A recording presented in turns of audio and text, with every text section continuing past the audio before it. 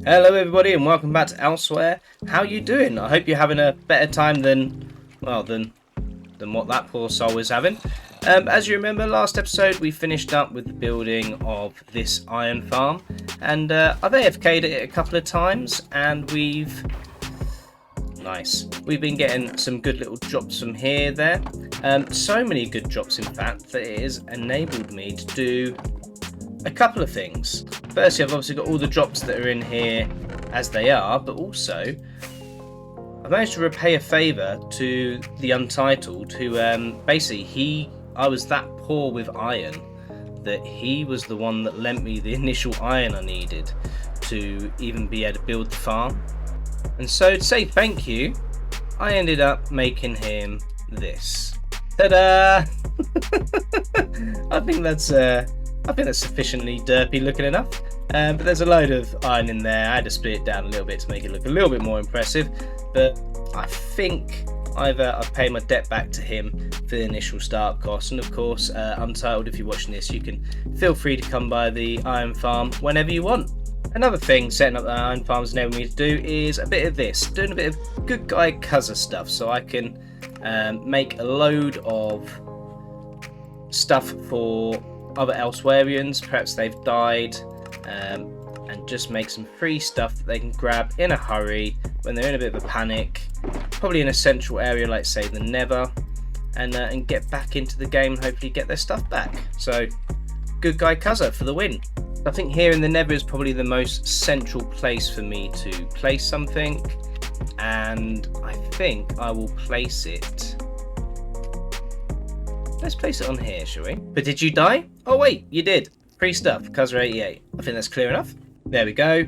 5 sets in there, and I'll just come back every now and then, check that not too many have gone missing, and that it doesn't need restocking, and I'll let the other Elsewherians know in the Discord that it's there and free for their use. Another thing we're going to work on, which is basically charity work, I mean it's good guy stuff, is the shop. So I know there's a lot of... Oh, hello. Surprise. Yeah, I know there's a lot of Elsewherians that are after honey blocks, and I think people are going to be after dyes and more than just brown dye. So, as you may have guessed from today's title, we're going to be making a bee farm, or honey and honeycomb farm, whatever way around you want to call it. And we're also going to be making a flower farm, which obviously we're going to make the bulk of our dyes from. And we'll play a bit of a shifty round in here, just so that I can go back to the original idea that I had with big stacks of barrels with stock in, now that we're getting to the point where we've actually got stock to put in them. Not made any sounds for a while. Unfortunately, it's been very quiet on the server lately. It's been quite eerie. I think there's a lot of people quite busy at the moment, but hopefully as they start coming back from whatever projects they're working on, sales will start picking up in Cuzzers. Best prices on Elsewhere. So the first thing we're going to work on today then, or perfect landing, is the what am I working on again? Oh yeah, bee farm, honey farm. So the reason I'm going to start that one first is because it's going to involve breeding up some bees, which I managed to get my hands on some bees by planting lots and lots of tree saplings, and I mean lots, bone mealing them next to flowers, and then eventually silk touching the hives, and I've moved them both here. And I've started breeding up a few bees, but I've not got many. That one's ready for collecting. But yeah, so I've got a few on the go. I'm hoping to get quite a few hives, because they do actually take a surprising amount of time to be ready for harvesting. But that's okay, because I'm gonna have loads of them, but I need to breed them up. And as you can see, this round here has changed quite a bit. I'm starting to do the terraforming process, but this is going to be quite a long project, so I think I'm going to do it in sections. So obviously starting with this section here, and yeah, this is where I'm thinking I'm going to build the bee farm into the wall. So eventually I'd like this whole area around here dug back a little bit, pretty things built into the walls, and I think that's where I'm then going to ask some of the other Elsewherians if they want to just add to the feel of the place and make it feel like a village, but based on the cliffs. like little cubby holes cut into the cliffs, little little dwellings, and yeah, I think this will look really quite picturesque one if it comes together how I've got it in my head. But first things first, beehives. And of course, before I go and get too excited, I've got to breed the bees up in the first place. But fortunately, bees have got a really awesome mechanic where one, they just come to you when you have flowers, which makes it awesome, and two, the second it gets nighttime, they just take themselves straight into their beehives, so you can just box them up, no problems, with a silk touch tool, chop them up. Not chop the bees up, chop the beehives up. So I'm thinking for the design I'm going to go with, to keep the redstone simple, I'm just going to go with 2 separate farms in the same area. One for honeycomb and one for the actual honey bottles, which you use to make the honey blocks, which obviously all the redstoners on the server really want honey blocks at the minute because they want to make all their clever doors and all that sort of stuff with them. So hopefully money at my shop if I can get some made up. Okay, cool. While I'm waiting for the breeding to take place, let's start making the actual space in the wall that I'm going to need. Okay, cool. So this should give me enough depth, because I'm going to have basically one on one side the honeycomb farm, one on the other side the honey block farm, and so I just want a nice little walkway to go down in between them, and then maybe a little wrap run to go around the back to add bottles and shears as and when I need. And then I'm going to go with a really nice and simple design that I saw on YouTube, someone by the name of Mysticat. It's not the most complicated designs I've seen out there. It's pretty straightforward, to be honest with you, and there's a couple of inefficiencies in the design, but it is super simple to set up, which means it's going to be super simple to run, and it takes up very little space. So all I'm going to literally need here, if I want to keep this as my walkway, is I'm going to need a run for glass, a run for glass, a run for the flowers, and then 2 for the mechanics, and then a little rat run area. So I only need to dig 5 more blocks this way. So if I get on with that, awesome. So this is going to be our shell, and I can carry on doing a lot of the redstone-y bits in here as I'm flittering out and breeding up my bees. More breeding.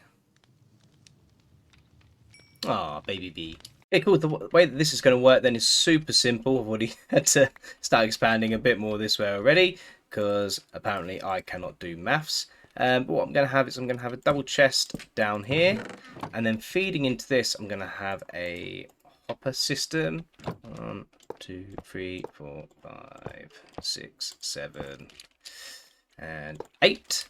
And then on top of that, I'm going to have these dirt blocks, which these are going to have my flowers on them. But bear with me, okay, because obviously if I now was to throw something on there, the hopper doesn't pick it up, okay? However, if I place a water source down here like that, and where's my hoe? Here it is. And I till these should stay tilled because they've got water near them, but I should still be able to, using poppies from my iron golem farm.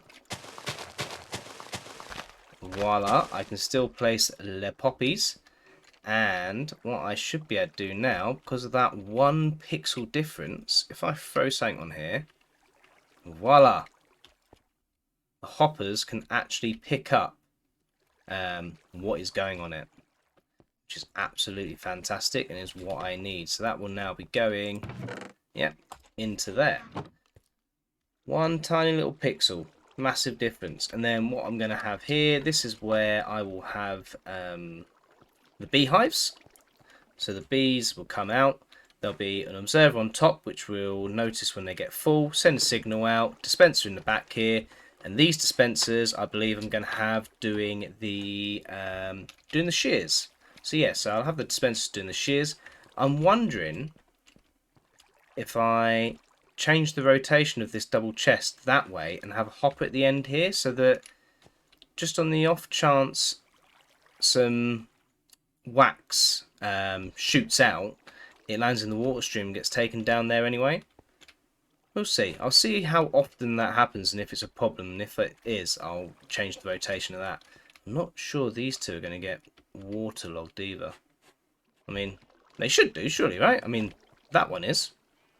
I don't know. Again, we'll keep an eye on that. There we go. That's those two sides done now. And I can tell already I'm going to want to go, what with the hives and all that sort of thing, I'm going to want to go probably wood heavy in here. Quite a cozy kind of feel.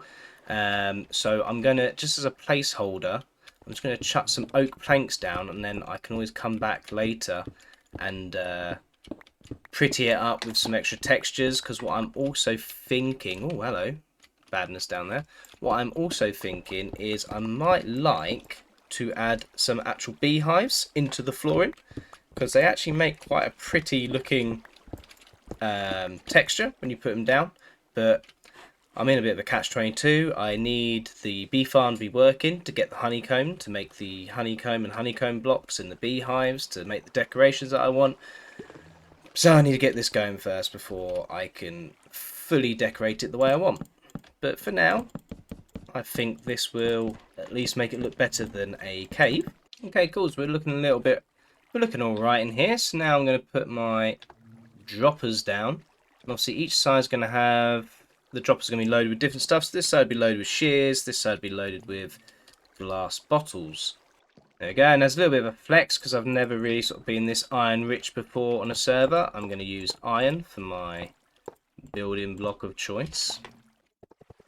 And then literally the last bit to do is to place the beehives as and when they're ready. Excuse me, we're not open yet. Place the beehives once they're ready with the opening this way. Place an observer on top, some redstone dust, and that is it. The farm is good to go. And then it's just a case of getting it decorated. See? Super simple. Well, we know what's coming now. Let's deploy that funky, funky beat.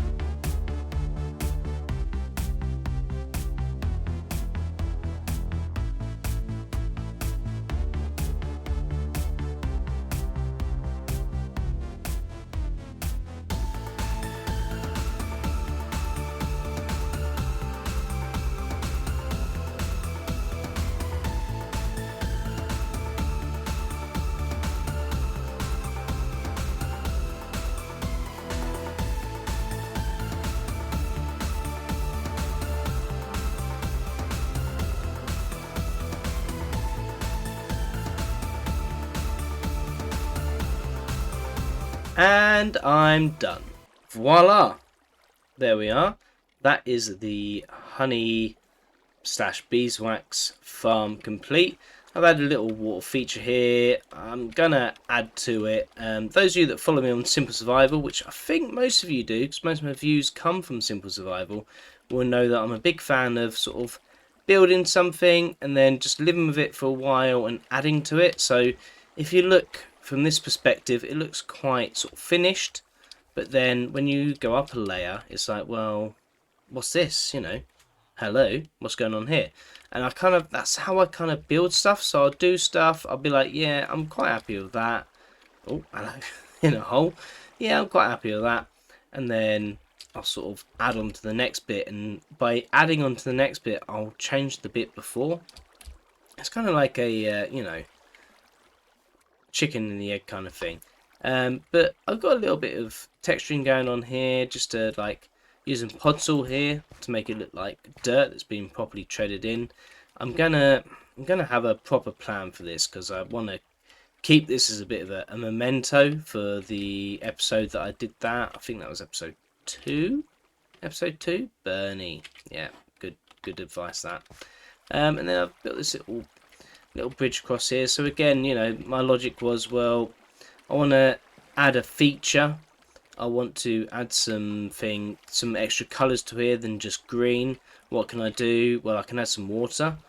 Add in water, that adds a colour in itself, adds a reason to add this mossy cobblestone, you know, to add like a damp kind of feel. It also gives me an excuse to build a little bridge, which I've built here on a bit of a cant, a bit of an angle.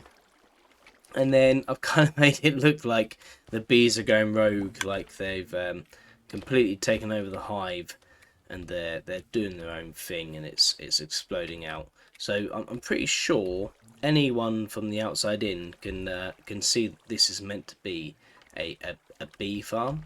And then obviously when you go in, I've double doored it just in case when I'm working on something, if I accidentally let the bees out, they don't go too far. I've textured the floor in between the recording, and I think I'm gonna have to set the prices high for this, because I think I've had a few problems. So a few of the bits of advice that I had for making a bee farm was people saying build it in the end, because there's no day or night, so they'll just work 24/7. But I think the way we've got the server set up at the minute, we get a lot of rain, which I think stops them, and the day-night cycle seems to be quite short because there's a bit of desync between realms.